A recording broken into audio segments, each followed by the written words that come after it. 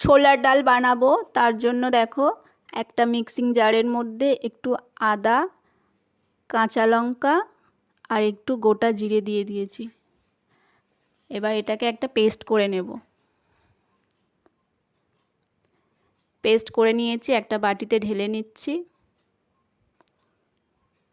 পেস্টটাকে বাটিতে ঢেলে নিলাম। এবার এর মধ্যেই একটু হলুদ দেব, একটু জিরের গুঁড়ো দেব। পেস্টটাকে মিশিয়ে নিলাম। এবার একদিকে কড়া বসিয়েছি, কড়াইটা গরম হয়েছে, এবার একটু তেল দিয়ে দেব। তেলটা একটু গরম হতে থাক।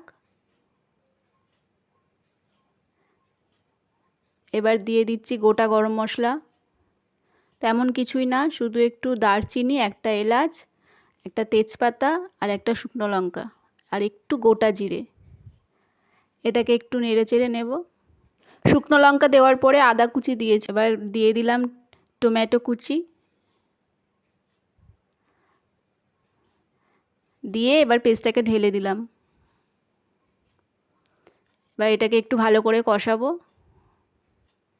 মশলাটাকে ভালো করে কষাতে হবে।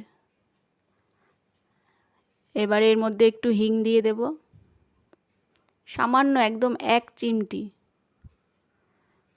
মশলাটা বেশ কষা হবে, ভালো করে কষতে হবে। তেল ছাড়বে, মশলাটা ভালো করে কষতে হবে। মশলাটা আমার কষা হয়ে গেছে।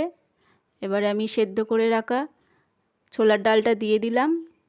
একটু নুন দিয়ে একটা সিটি দিয়ে নিয়েছিলাম। মশলাটার সাথে আমি ভালো করে মিশিয়ে নেব।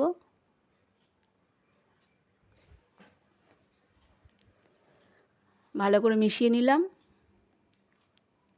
এবার একটু নুন কম লাগছিল, তাই একটু নুন দিয়ে দিলাম আর একটু চিনি দিয়ে দেব। ছোলার ডাল একটু মিষ্টি মিষ্টি ভালো লাগে। নুন মিষ্টি দিয়ে এবার একটু নেড়ে চেড়ে ডালটা সেদ্ধ করেছিলাম, সেই সেদ্ধ করা জলটা একটু দিয়ে দিয়েছি। মোটামুটি হয়ে গেছে। এবার একটু ঘি দিয়ে দেব। ছোলার ডাল আমার খুব একটা ভালো লাগে না, তবে লুচির সাথে খুব ভালো লাগে।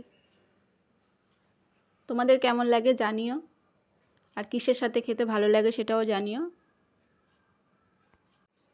সবার রান্নার প্রসেস আলাদা, আমি এইভাবেই করি। তোমরা কিভাবে করো জানিও।